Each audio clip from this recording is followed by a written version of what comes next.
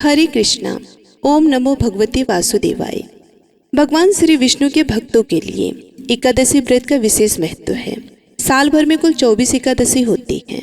व्रतराज ग्रंथ के अनुसार भादो यानी भाद्रपद मास के कृष्ण पक्ष की एकादशी तिथि को अजय एकादशी का व्रत रखा जाता है। इस एकादशी का बहुत ही विशेष महत्व है। इस दिन व्रत करने से न केवल धन और सुख की प्राप्ति होती है बल्कि सभी प्रकार की चिंताओं से भी मुक्ति मिल जाती। तो चलिए आपको बताते हैं अजय एकादशी की तिथि, पूजा मुहूर्त और पारण के समय के बारे में। भादो महीने के कृष्ण पक्ष में जो एकादशी आती है उसे अजय एकादशी और भादो महीने के शुक्ल पक्ष में पड़ने वाली एकादशी को परिवर्तनीय एकादशी या जल झुलनी 11 कहते हैं।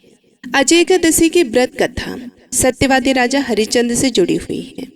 राजा हरिश्चंद्र अपनी प्रजा को बहुत प्रेम करते थे और अपनी प्रजा को सदा प्रसन्न रखते थे। उनके राज्य में चारों ओर खुशहाली रहती थी। समय बीता, जब राजा का विवाह हुआ तो राजा को एक पुत्र रत्न की प्राप्ति हुई। राजा हरिश्चंद्र अत्यंत वीर और प्रतापी राजा थे। एक दिन राजा ने अपने वचन को निभाने के लिए पुत्र और पत्नी तक को बेच दिया। राजा खुद भी एक चंडाल के सेवक बन गए। तब गौतम ऋषि ने राजा हरिश्चंद्र को इस संकट से निकलने का उपाय बताया। राजा ने ऋषि गौतम के कहे अनुसार अजय एकादशी का व्रत रखा और विधि विधान से पूजन किया। अजय एकादशी के व्रत के प्रभाव से राजा हरिश्चंद्र के पिछले जन्म के सभी पापों का नाश हो गया और उन्हें खोया हुआ परिवार और राजपाट फिर से वापस मिल गया। इसलिए सभी उपवास में अजय एकादशी व्रत को सर्वश्रेष्ठ बताया जाता है। कहते हैं कि अजय एकादशी का व्रत रखने वाले भक्तों को सभी पापों से मुक्ति मिल जाती है। एकादशी का व्रत रखने वाले व्यक्ति को आहार, व्यवहार, इंद्रियों और अपने चित्त पर संयम रखना आवश्यक होता है।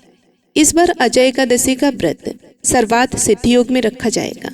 एकादशी की तिथि प्रारंभ होगी 28 अगस्त बुधवार की मध्य रात्रि 1:20 से और समाप्त होगी 29 अगस्त गुरुवार की मध्य रात्रि 1:37 पर।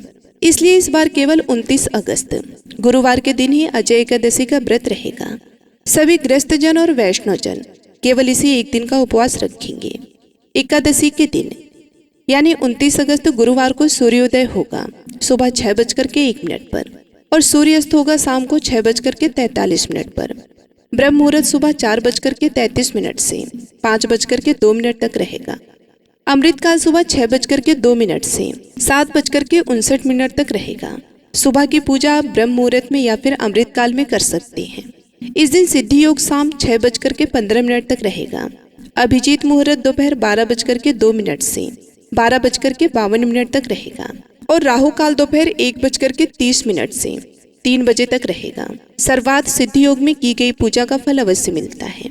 ऐसे में आपकी कोई भी मनोकामना हो तो उसकी पूर्ति के लिए आप अजय एकादशी का व्रत रख सकते हैं। व्रत रखना संभव ना हो तो विधि विधान से लक्ष्मी नारायण भगवान और माता लक्ष्मी जी की पूजा कर सकते हैं।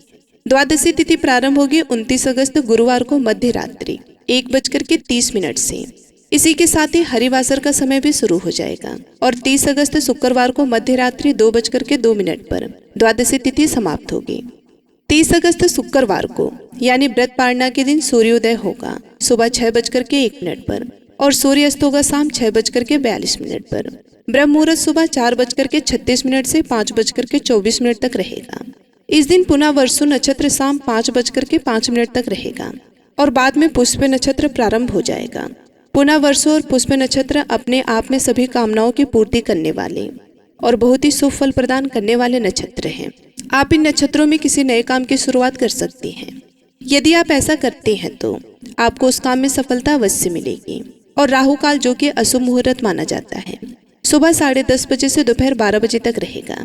अब जानते हैं हरिवासर के समय और व्रत पारण मुहूर्त के बारे में। तो हरिवासर का समय 30 अगस्त शुक्रवार को सुबह 7 बजे तक समाप्त हो जाएगा। इसके बाद से ही आपको व्रत का पारणा करना है। इस बात का आपको व्रत पारण वाले दिन विशेष ध्यान रखना है। व्रत का पारणा यदि निर्धारित मुहूर्त में नहीं किया जाता है तो इसका दोष भी लगता है। व्रत का पारणा आप कर सकते हैं 30 अगस्त शुक्रवार को सुबह 7 बजे से 10:02 के बीच में। और सबसे विशेष बात कि भादो मास के कृष्ण पक्ष की द्वादशी तिथि को बछ बारस का भी पर्व मनाया जाता है। इस अवसर पर गाय और बछड़ी की पूजा की जाती है और इस उत्सव को वस द्वादशी या बछ बारस के नाम से भी जाना जाता है। कुछ जगह पर बस बारस का यह उत्सव कार्तिक मास के शुक्ल पक्ष की द्वादशी तिथि को भी मनाया जाता है।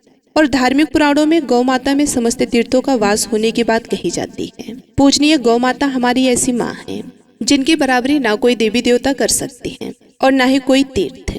गौ माता के दर्शन मात्र से ही ऐसा पुण्य मिल जाता है जो बड़े बड़े यज्ञ दान आदि कर्मों से भी प्राप्त नहीं हो सकता। इसलिए इस दिन आप भगवान श्री कृष्ण और गाय और बछड़े की पूजा करके गाय और बछड़े को हरा चारा अवश्य खिलाएं। भगवान विष्णु की पूजा में भोग लगाने के लिए तुलसी के पत्ते एक दिन पहले यानी 10वीं तिथि को ही तोड़कर रख लेने चाहिए। तो ये थी आज की वीडियो। अच्छी लगी हो तो वीडियो को लाइक करके चैनल को सब्सक्राइब कर लें।